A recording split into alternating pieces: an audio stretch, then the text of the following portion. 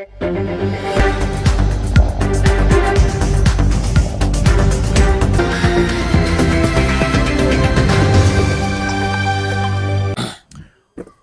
Namboka, Botenao. Mboteneko Carnet. Et ça lit Lelo, le quoi, deuxième fois, Autosali Koyambao, na émission Nabiso, débat république, Zali, cadre d'échange, Oto Yamakabatounion, sort Ozali na Liloba. Yakobeta, Lisolo, Yakoloba, dénonciation, ou soit encouragement. Tout le monde est appelé Yakoya, copé sa point de vue nae, na espace Nabiso. Une fois de plus, bonne situation la République démocratique du Congo. Merci beaucoup, Ndeko. Merci, Pena Baeba Kolanda Biso. Ndenge yomoko koloba yango, effectivement ça c'est la deuxième fois na passé na ba chaîne na bino puis devant bato ba Holanda biso ko ba Holanda biso. Situation politique et santé politique ya mboka na biso ezokende malamu na kobonga. OK. Oui, ezokende malamu na kobonga suite ya une clairvoyance. Il y a gouvernance, il y a Félix Antoine Tshisekedi Tshilombo à la tête de ce pays comme président de la République. Je pense que Koya Kanabiso Liboso Nabino pour n'avoir bino ba actualité politique et puis actualité sécuritaire Yambo Kanabiso et ça moko ya responsabilité au biso tozanango. Donc nous sommes tenus nous les communicateurs à confirmer et puis à certifier à chef de l'État Félix Tshisekedi d'être devant vous à ce moment ici précis, afin de vous expliquer comment la situation politique de notre pays, pour faire face plutôt à cette équipe numérique que M. Paul Kagame avait mise en place pour combattre notre pays sur tous les plans. Mais hélas, comme je viens de le dire, suite à clairvoyance et puis la diplomatie à haut niveau à Félix Tshisekedi, le véritable Congolais, a été réellement, Félix Tshisekedi est en train de travailler et puis il est en train de mettre fin à cette situation sécuritaire de l'Est de la République démocratique du Congo, malgré autant des années que ça fait à peu près 3 décennies que notre pays faisait l'objet d'une agression qui ne disait pas son nom. Quelque part, c'était une agression qui a été occasionnée par le prédécesseur de Félix Tshisekedi, Obakamba Biso Liboso, Bazwambo Kanabiso Bakaba Yamona Maboko ya Papaya. Voilà, moi Namboka Bukasa avant to kota na kati ya Mozindo ya masolo ya mboka ya masolo ya mkola lelo to beta no mwanda mulisolo ezali ko préoccuper beaucoup plus situation ba congolais. Tout le monde qui il y a pas longtemps chef de l'État lancé qui ba grâce présidentielle il y a ba opposant parce qu'il y a eu de l'autre part pression il y a ba rebelle de l'autre part opposition ezali ki libanda koloba ki régime ezali ko kanga uniquement ki ba opposant. Les alliés comme ça va exilé politique même dans la déclaration Joseph Kabila mais par magie on a senti une libération à conditionner il y a chef de l'État il y a opposants. Qu'est-ce qu'on peut retenir? Est-ce qu'ils allaient dire pression ou bien on peut dire que les alliés juste grâce présidentielle? Merci beaucoup de répondre à Motuna. Il faut être précis. Félix Antoine Tshisekedi Tshilombo n'a pas pu accorder la grâce présidentielle suite à la pression soi-disant. Ok. Oui. Pour votre rappel, il faut dire à ceux qui nous suivent que Tshisekedi a accordé la grâce présidentielle avant même que la ville de Goma puisse tomber entre les mains de M23. Ça, j'y suis sûr et certain. Parfois, il y a beaucoup de personnes qui faut quitter, mais il faut yango. Mais avant, il y avait des spéculations, c'était pas précis. Non, nous, on avait déjà les informations depuis le mois de décembre. Vous, ok. Oui. Et d'ailleurs, écoute, la classe est confirmée le 1er janvier 2025. C'est à cette date-là que le chef de l'État a signé une grâce présidentielle où on avait énuméré les conditions auxquelles vous devez être bénéficiaire de la grâce présidentielle. Certainement que comme au pays Bakabou des ala qui n'a pas TV qui déjà ici ba consommer qui une partie à peine na bango bazala qui concernait na ba sibier ba atrocité ba injustice on ne sait pas comment même définir sous les régimes. Et surtout Mike Mukebai sous le régime Félix Tshisekedi na moni mutute o a subir injustice. Ah bon, et bon Mike Mukebai? Non, Mike Mukebai n'a que répondu. Il a été enlevé un certain dimanche au service, elle était salakate. Non. Bah mimi na kati mutuka yibite chose ali ko kende wapi? On ne doit pas dérouter les gens à Banzela na bango. Tshisekedi n'a jamais instauré une forme de dictature dans notre pays. Ok. Oui, tout ce que les gens sont en train de dire autour de Félix Tshisekedi concernant sa gouvernance, ce n'est que de la mauvaise foi. Tshisekedi n'a jamais géré ce pays comme Kabila l'a fait. Et vous, si vous êtes interpellé sous l'ère Tshisekedi, c'est dans le respect de la loi. Mike Mukebai a été arrêté suite au fait que lui-même Mukebai avait pu consommer. Et c'est pour ce fait que Mukebai a été interpellé. Mukebai, sur le terrain politique, il ne représente absolument rien devant Tshisekedi. Mike Mukebai. Mais il a combattu de votre côté. Mais ça on n'en disconvient pas. Il a fait, malgré que bien qu'il a combattu à notre côté, il a pu faire son choix d'aller en opposition vis-à-vis de Tshisekedi.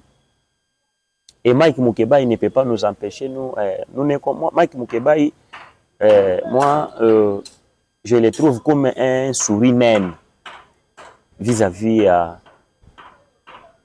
la partie politique à Félix, pour ne pas les comparer avec Félix Tshisekedi. Mike Mukebai, même son parti politique, qui est l'Assemblée pour la République, qui a soi-disant congolais, Katumbi Chapwe, qui est un sujet italien, mais qui veut juste se mêler dans nos affaires internes au sein de notre pays. Même son patron, Katumbi, il n'a pas la trempe à Félix Tshisekedi sur le plan politique. Ça, il faut qu'on... Mais qu'est-ce qu'on peut retenir dans la libération? Est-ce que c'est dû à ma pression? Non, je viens de vous le dire que ce n'est pas dû à la pression. On a encore pressionné Tshisekedi pour libérer les détenus politiques, soi-disant, Bazolo Bawana. Détenus politiques à Tshisekedi. Mais il n'y a même pas une harmonie qui grâce présidentielle et concernant qui je pense qu'il y avait des règlements pour bénéficier. Et tant que Hollandais, si on a des règlements, on a les conditions, on a pour que tu sois aussi concerné dans la grâce présidentielle, bateau va libérer Oyo, bazali concerné dans Makamouana. Cela ne veut pas dire que Tshisekedi a bangi qui que ce soit. Et cela ne veut pas dire que non, Tshisekedi na régime na ye akanga ki ba opposant. Les ana ba opposant politique au Tshisekedi akangi lokola ba Kabila. Oh. Mais nazo biso vérité. Ce régime ya Kabila akanga ba opposant nyonso presque abeta ba misusu ba côté même ba sangu. Baza conscient attaque lelo bazozo a défense ya Kabila. Baza conscient que l'église na bango ont été visités par les envoyés à Kabila. C'est que Tshisekedi n'a jamais fait pendant 6 ans.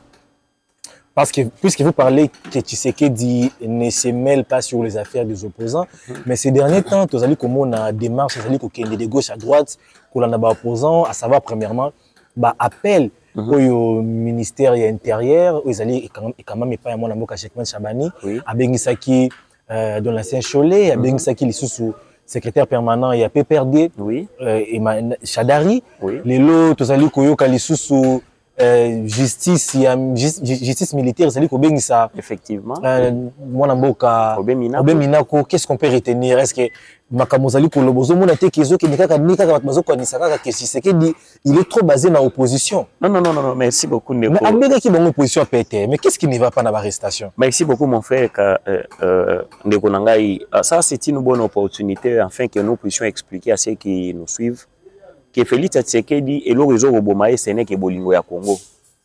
Il y a traqué les opposants. Tshisekedi n'a jamais traqué les opposants.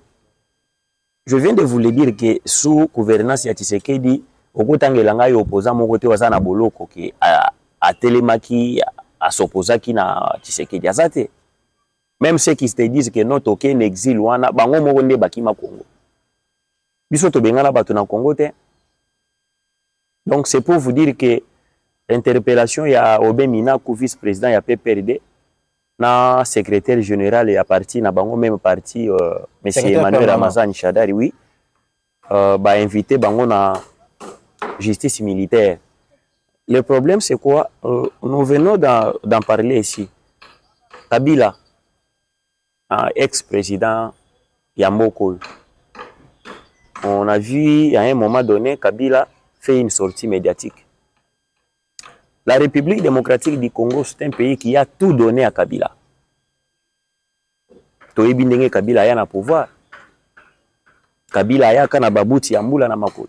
Est-ce qu'on a un problème en Amboka? Mais je suis en train de vous expliquer pourquoi Kabila peut akoki kokende ozala incra ya mboka Congo na ba niveau. C'est pourquoi na nazo yebiso bongo Kabila ya na mboka na biso to mona ndenge ayaka. Kabila wana o lelo bagomo benga eshi na rambo.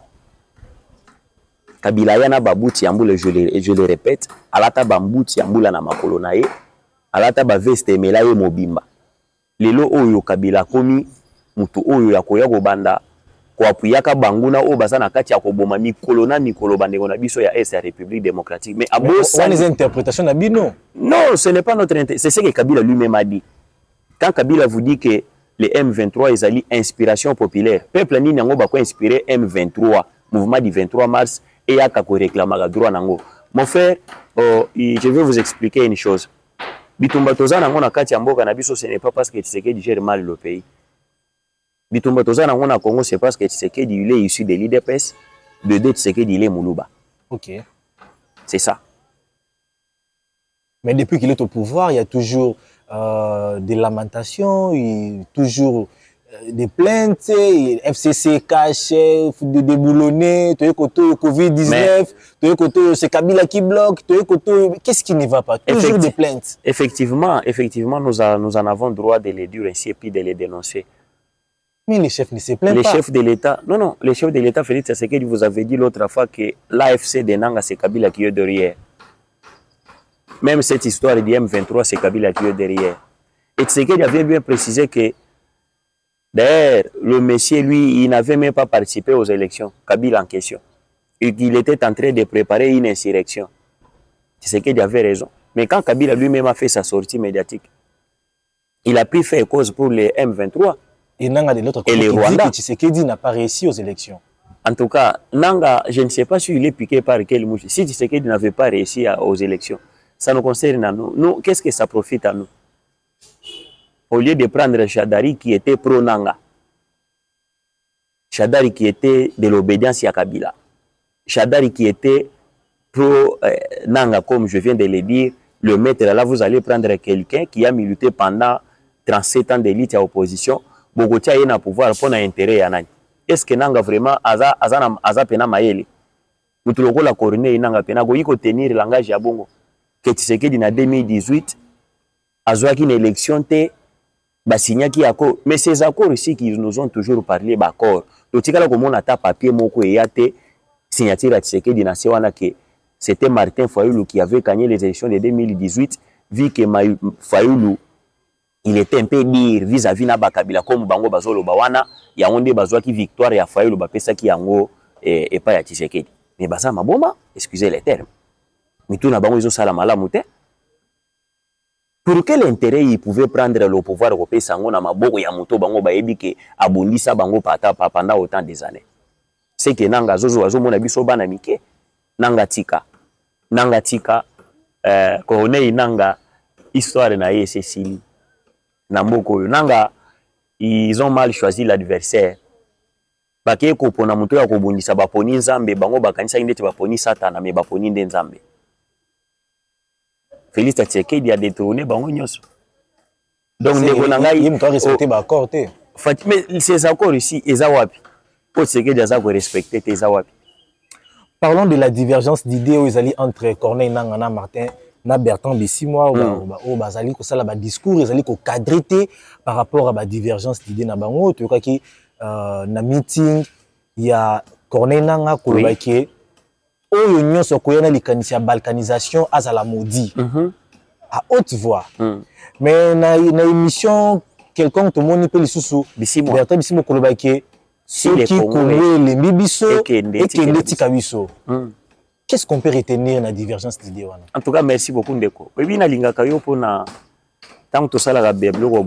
est en train de donner des matières aux gens et d'expliquer na bandeko na biso baye bake ni nyango ezoleka na kati ya mboka na biso. Mais avant d'en arriver là, permettez-moi que je puisse faire un pas en arrière. Allez-y. Pour na kosi sa dossier ya invitation ya Bachadari na baobe mina poto lobela ki yango biete to lobela ki yango mwa likolo. Pas de problème, allez-y. Alors ndeko na ngai concernant bandeko na mibale to uti koloba awa mina kuna Shadari babengi bango na justice militaire bango ba civil. Likamuni justice militaire bengeli bandeko wana yango nde Tshisekedi a telema une fois loba AFC de Nanga c'est Kabila qui est dedans. Même M23 c'est Kabila qui est dedans. Et quand Kabila lui-même vient de faire une sortie médiatique au lieu que azwa défense ya mboka na soi-disant Congo Kabila zwa défense ya mboka na Rwanda. Kabila appuya massacre ezali ko commettre du jour au nuit envers bandeko na biso ya Bukavu na ya Goma et pas ya ba Rwandais. Au lieu qu'il y a défendre mboka oya ye pesa yo nyonso na uchuko ebisa yo aw. Lelo Kabila bazo benge China ramu a cause ya Congo. Lelo Kabila bayebi na bamboka misusu wana cause ya mboka Congo. Mais le sénateur à vie. Kasi écoute azo briser même ba loi oyo concernant les statuts ancien chef de l'état yemo ko promulguer yango na article na yango 4. Et singa baba konzi oyo balongwe baza ba sénateur à vie bakoki ko pesa ba vie contre était na situation politique ya mboka na bango. Mais il a violé yango. Et puis quand vous êtes entré Kabila de parler, Kabila il dit il est allé même plus loin à interdire Afrique du Sud que akoko tinda ba soldats na mboka Congo. Et na yoko landa dimanche oyo, c'est pourquoi je vous dis oyebi ba silence moko na vie pesa bato maele me ya Kabila zo pesa ende na ebité soki na ko qualifier Kabila soki ndenge ni. Olie pesa ye maele. Olie pesa ye maele et pesi ebungisi Kabila maele na bwanya. Ba sortie médiatique dimanche oyo tuko lega na chaîne nationale ya Namibie. Après matanga ya ancien président akufa yekuna. Mais faut yoka Kabila ninga lobi aye osala rétropédalage. Kabila zolo bakeno armée ba armée étrangère eza na Congo elo. Mais qui sont ces armées étrangères? Ezali na kati ya mboka Congo. Donc on peut dire qu'il ne maîtrise pas tout ce qu'il dit. Mais oui, c'est ça. Kabila c'est un MC Baba. Oh. Tu sais qu'il a fait parler un MC Baba. Bongo. En tout cas, mon frère, merci beaucoup. Bandego Shadari na Obeminaku, il faut qu'il y ait une justice militaire pour Kabila à la base, il y a Bamakambo Ebele, ça na kati ya Congo pena. Mais les infractions sont individuelles. Non, c'est le parti PPRD. Bango baza en connivence, bango baza ko coordonner nyonso to ezo salema na kati ya PPRD ensemble na Kabila. Olanda ki ndeko Jean-Pierre Bemba, chapeau bas à Jean-Pierre Bemba qui il y a eu la franchise ya kolobela bana Kikwiti bana bandundu vérité par rapport à la situation ils ont na kuna ya ba Mobondo. Bemba était clair. On a qui populisme était mon non, ce n'est pas. Il était oui. à la tête, il y a ministère de la Défense. Oui, mais il n'avait rien fait. Il a même dit. Il dit après avoir laissé le ministère. Non, Bemba dit très bien que moi j'ai des preuves. S'il y avait, j'ai des preuves. Nazalaka ministre de la Défense. Mais tant que le Babongo, Aza ministre de la Transport, VPM ya transport na katia, c'est une autorité na katia mboga na biso. Donc il y a un oyoki ke balancer des invitations contre Shadari na Obeminaku, la justice militaire. Donc, c'est-à-dire, à un moment donné, le moment viendra où M. Kabila il se représentera devant les juges de ce pays ou bien à niveau de ce pays pour justifier la preuve Bembazana. Donc, il y a un ande babengi bango na justice militaire bakende ko éclairer justice. Donc, voilà ce qui est Bembazala pour dent encore il y a cela qui disent dans la CPI. C'est que Mouninga peut faire ce qu'on a ces pays comme il a des preuves. Ce n'est pas question de ça que Bemba est pour dent. Azako juste pour faire veiller que le patriotisme ya ba Congolais baye te cuire Kabila. Kabila n'était pas congolais. Kabila était un étranger. Wayaka na mboka na biso a gérer yango na ndinga lingi et puis a détruire yango na ko créer ka ba mouvement rebelle. Donc Kabila il est à la base ya ba mabebele na kati ya mboka na biso. D'accord, là on a compris. Passons rapidement à la deuxième question oui. Qui est basée sur divergence de vie entre les rebelles Inanga et les rebelles Bertrand Bissimo. Exactement. Chapeau bas Félix Tshisekedi. Tshisekedi sait mais il dit moi tant que je suis président de ce pays je ne négocierai jamais avec les M23. Même s'ils parvenaient à conquérir tous les territoires de notre pays et arriver même ici à Kinshasa Loya, je vois Nanga Bissimo Wilingoma, moi Tshisekedi je ne négocierai jamais avec eux. C'est la meilleure position prise par un véritable président de ce pays et un digne fils de notre pays, Félix Tshisekedi. C'est le meilleur président que le Congo n'a jamais connu depuis l'accession à l'indépendance de notre pays. Par rapport à la prise de position de Félix Tshisekedi. Et Tshisekedi, je viens de vous dire ici que Tshisekedi, Bitumbanyo Soazanango ezate pour que Tshisekedi a géré Mboka Mabe. Kabila géré Mboka Mabe Makasi.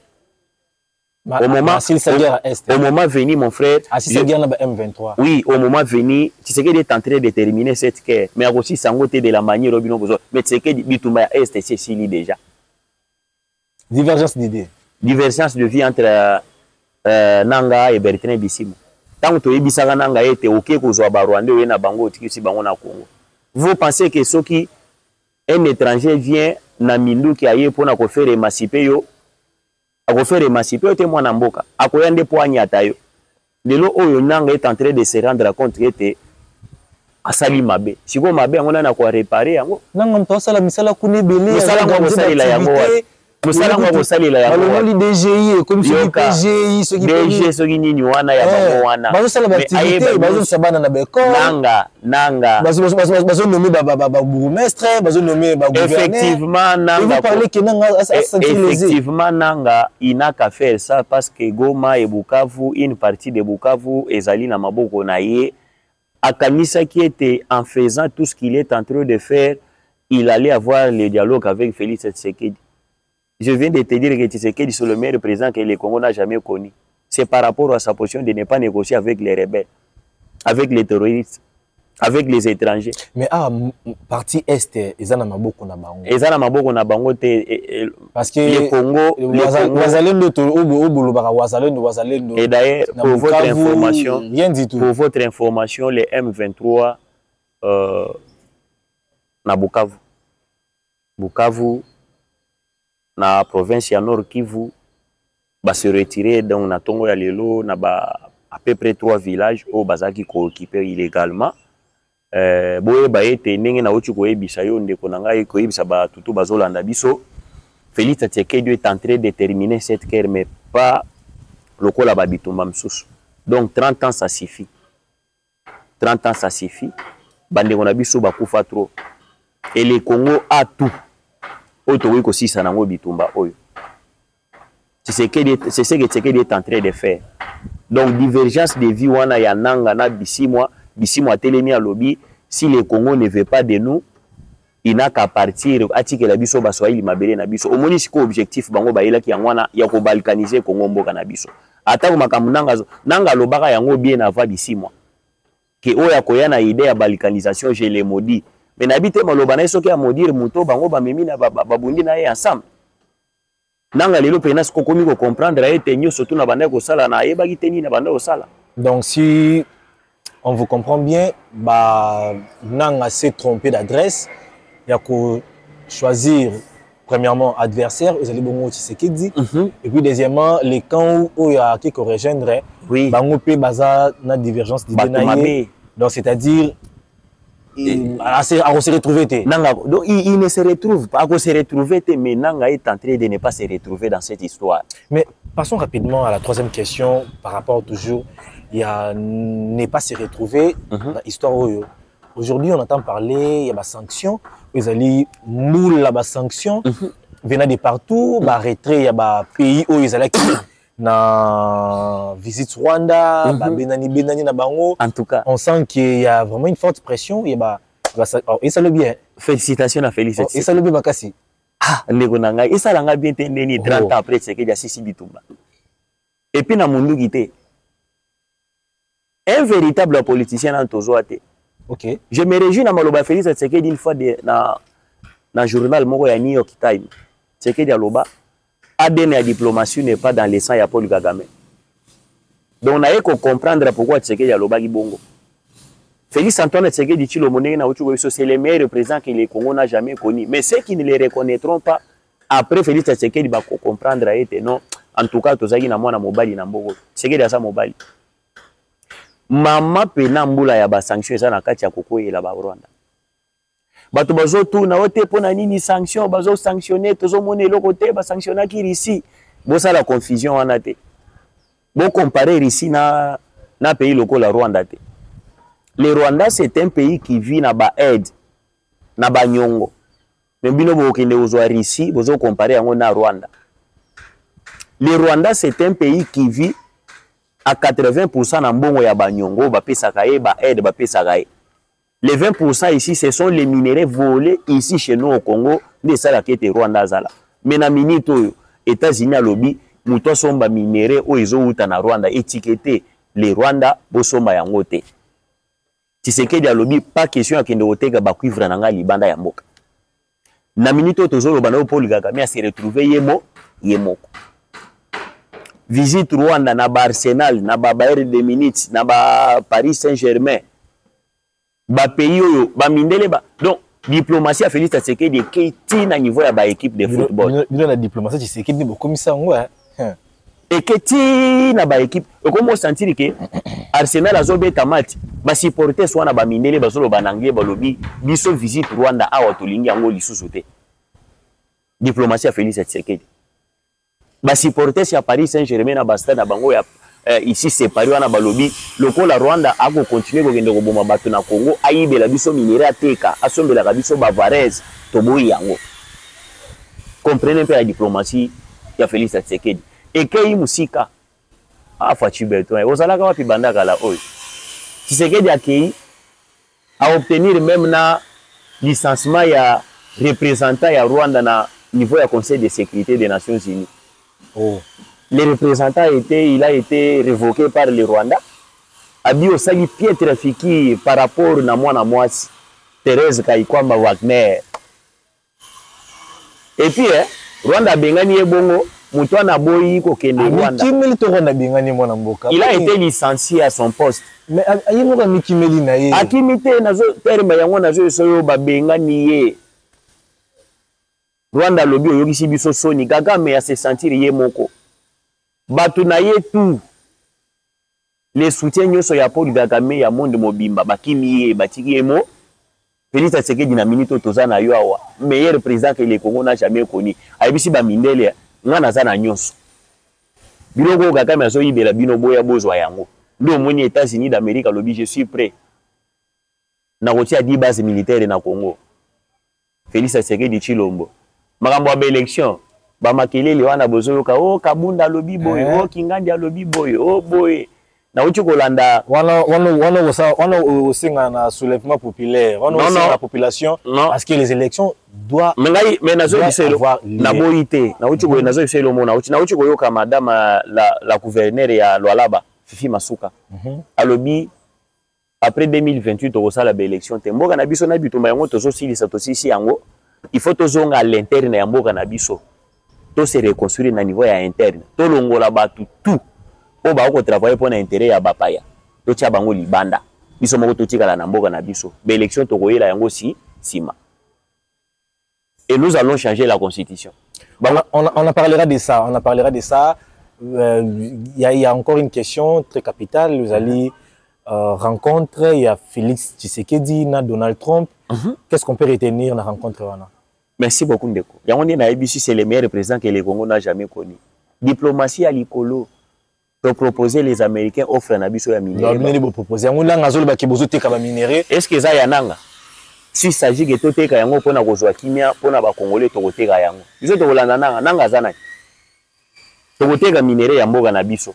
Nanga za à condition yango wana na lobby j'ai toujours aimé maloba o ndeko na ngai compagnon d'élite na matière ya communication alobaka natangi kombo ya Chambouyi Kalonji le communicateur attitré du chef de l'État alobi s'il faut que to bakisela chef de l'État 1 million de voyages to bakisela e po ba voyage au Tshisekedi asali to moni apporter biso eloko donc kalate mo kwantombolo a ozala na niveau ya États-Unis d'Amérique na Maison Blanche pour déjà la délégation qui devait aller qui doit être aux États-Unis déjà pour planifier déjà babilo gonyo surtout concernant ba minéraux bino bozui 60 ngape na zui 40 mais à condition que kimia ekota na ensemble ya mboka na ngai na osala yango baka tumbi wana bolanda bango te baza bapaya katumbi tata na eto eba ete mundele ye moko loba papa na ngai c'est un blanc maman na ngai ya Zambie il fait le seul opposant on le baka aussi sa guerre ya est na 6 mois ye katumbi aussi sa guerre ya est ayebi politique